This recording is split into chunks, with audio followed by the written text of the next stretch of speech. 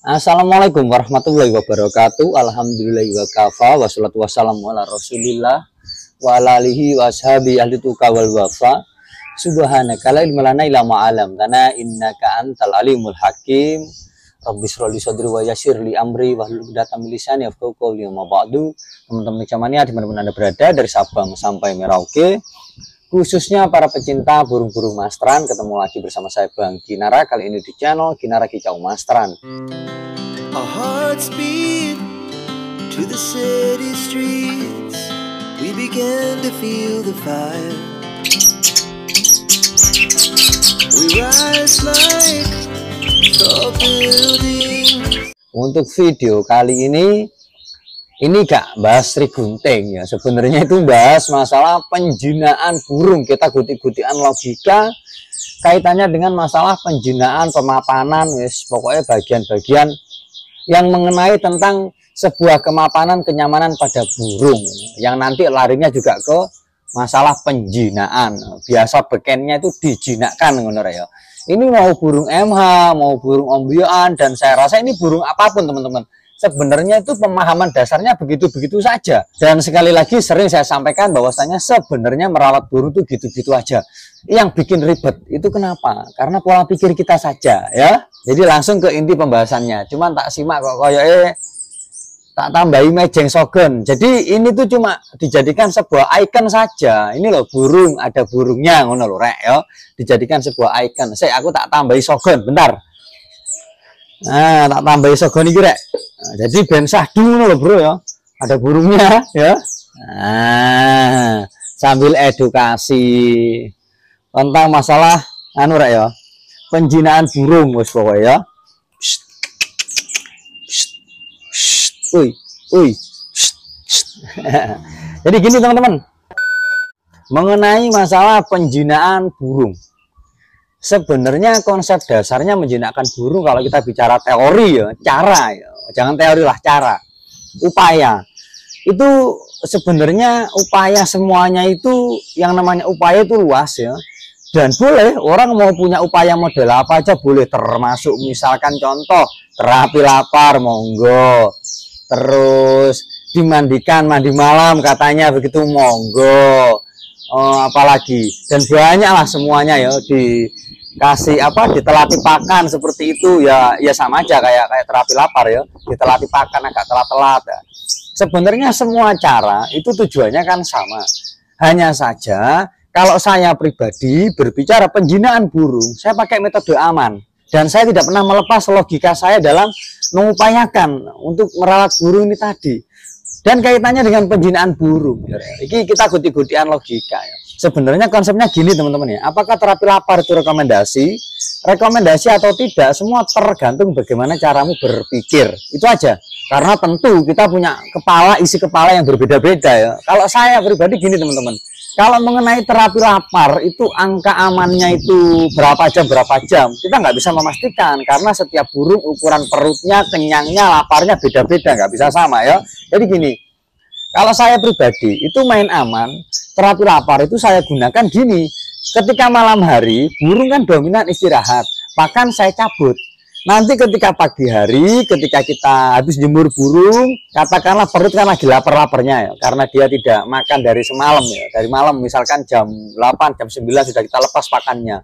Pagi pas jemur burung jam 7, setengah 7, dapat setengah jam penjemuran kita kasihkan pakannya. Dari jarak jauh mendekat sambil bawa pakan tadi. Otomatis kan secara logika untuk mudah dimengerti. Burung ini kan kita interaksi sama burung ya, interaksi. Burung melihat pakannya, burung melihat jangkrik di tangan, burung melihat serangga di tangan, burung melihat buah di tangan. Otomatis menciptakan sebuah kepercayaan. Ibarat kata itu gini rek, kita itu golek percaya nih manuk ya, supaya burung itu tidak menganggap kita itu sebagai ancaman. Dan ini termasuk bagian daripada chemistry, ngono lho rek. Kalau misalkan pakai terapi lapar, di terapi lapar seharian full atau mungkin berapa jam, kita nggak tahu ukuran laparnya burung. Toh, misalkan di terapi lapar, burung habis kenyang, ya kesit mana, kan giras lagi. Jadi gini, ibarat kata itu saya lebih condong kepada menggunakan sebuah metode chemistry menerbiasakan burung supaya biasa-biasa saja sambil berjalan ini tadi. Jadi bukan yang memaksa. Kalaupun kesannya memaksa, itu pun saya tetap menggunakan logika. Contoh gini, sampean ingat cucak cungkok ya, cucak cungkok dari MH 3 hari sudah mapan, 3 hari 4 hari kan sudah mapan, sudah jinak, bahkan sudah bisa di video enak. Memang waktu itu saya 2 hari libur kerja ya, 2 hari libur kerja. Saya chemistry totalitas sama burung setiap 2 jam 3 jam, pakan tak dulang, sehingga burung tidak menganggap saya sebagai ancaman. Itu pun saya nggak berani yang lama-lama. Karena apa? Karena saya tahu diri, saya nggak tahu kapan burung ini lapar gitu loh.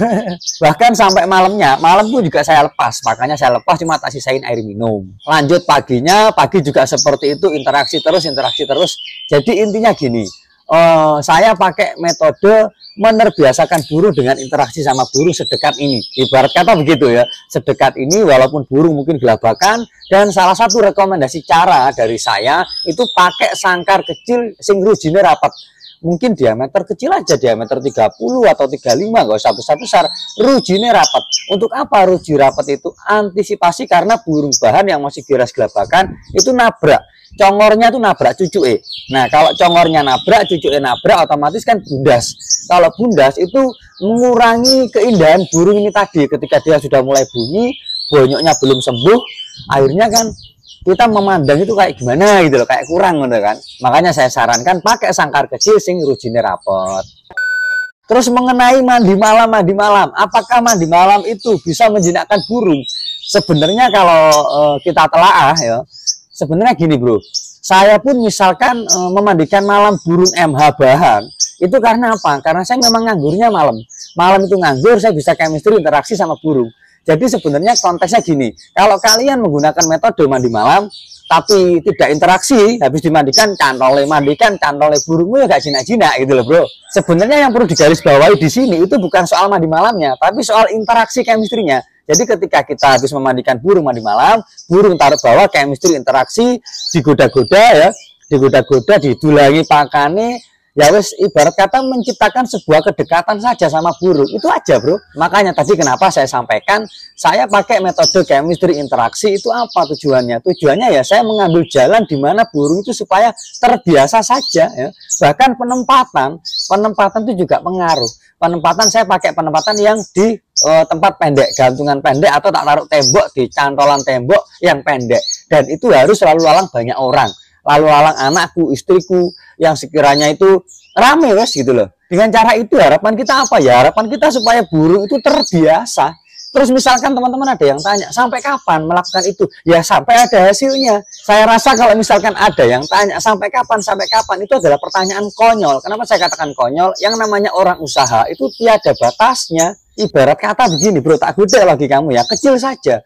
Setiap orang misalkan pengen jadi orang yang kaya, pengen kaya raya. Dengan cara apa? Usaha kerja. Bayangkan saja ketika kamu tanya sama bosmu, misalkan kamu kerja, tanya sama bosmu, bos kira-kira kapan saya kaya?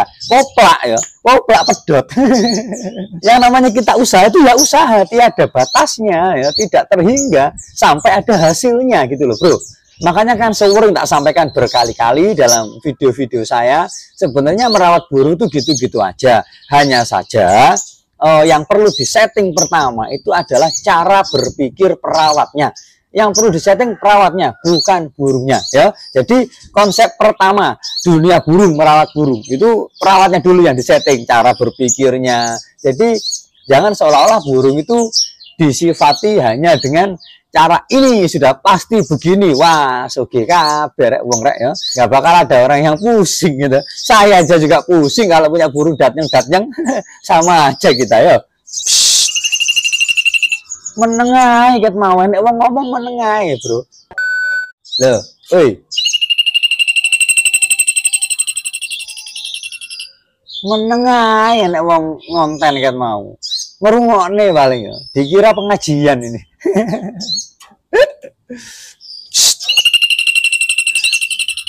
Cendobol. Jadi begitu teman-teman ya, kaitannya dengan masalah penjinaan burung. Terus kalau malam hari burungnya diablak apa dikerodong? Sebenarnya kalau masalah ablak kerodong itu tergantung sikon rumahmu ya, kondisi rumahmu.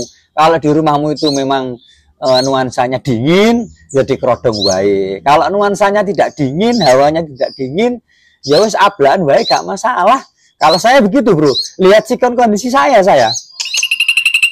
Aku orang gudang kue, aku gudang sogon. Lah, gudang sogon iki aku orang gudang kue. Wong kok. Loh, ayo gue tak gudang lagi.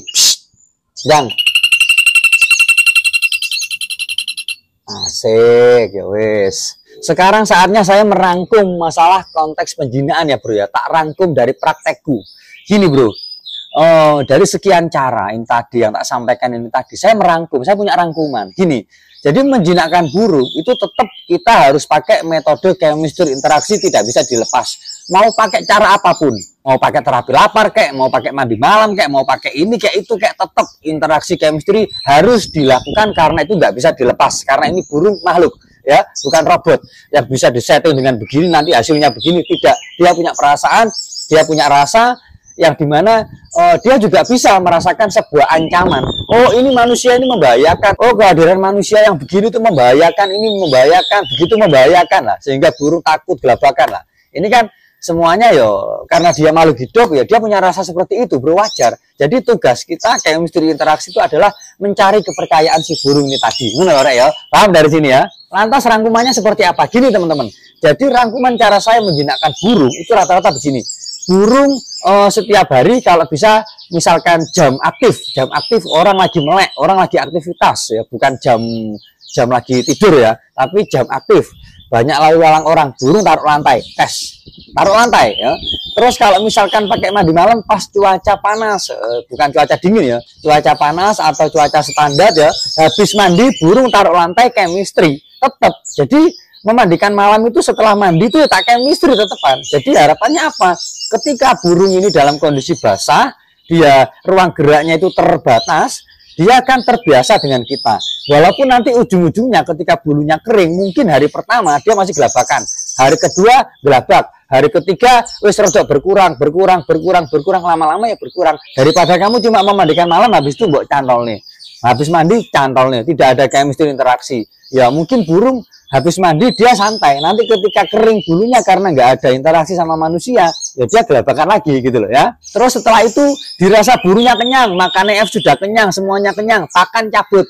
Pagi lanjut pagi pemberian pakan itu tak kasihkan di pertengahan jemur, rata-rata bro, rata-rata di pertengahan jemur, sambil goda-goda dari jarak jauh, kita kasih pelan-pelan aja, cari kepercayaan ya. Terus setelah jemur angin-angin masuk rumah taruh lantai ya. Kalau saya begitu, kalau misalkan rumahmu itu rame, di depan rame dan menurutmu aman dari predator, kayak kucing ngono kae, anjing ngono iku, ya wis taruh di bawah. Tapi kalau rumahmu nggak aman, taruh dalam rumah, taruh bawah, lalu lalang anakmu, istrimu, kamu. Jadi nanti lama-lama burung ya terbiasa. Malamnya gitu lagi, ketemu gitu lagi, sore juga gitu, tetap kayak misteri interaksi sama burung. Nanti lama-lama burungnya cepet mapan, ngono rek. Ya. Apalagi untuk ukuran burung-burung yang cuma burung masteran, ya. Kayak pokoknya burung-burung yang statusnya masteran di sini beda dengan kacer ya. Kalau kacer itu beda. Ini kalau kacer itu kalau saya sendiri memang sukanya itu yang semi, yang giras. Kalau saya pribadi loh ya, memang suka yang semi, yang giras, nggak suka kacer yang jinak. Jadi ketika saya start dari kacer MH bahan Om Yohan, walaupun dia belum jinak, belum mapan, tapi kalau dia sudah mau bunyi, ada saya dengan radius 5 meter, 6 meter, terus saya fokus mulai gimana caranya burung ini biar dor kawar-kawar itu ya, beda. Karena apa? Kacer itu kan ada kemungkinan di sini buat main, tapi kalau burung-burung kayak gini ya enggak, cuma buat masteran gitu loh. Jadi begitu teman-teman ya, saya rasa wes itu dulu video kali ini. Semoga dari penyampaian ini mengedukasi, menjadikan kita semua menjadi manusia yang tidak melampaui batas dalam hal merawat burung. Semoga bermanfaat. Saya Airi, wabillahi taufiq wal hidayah. Assalamualaikum warahmatullahi wabarakatuh.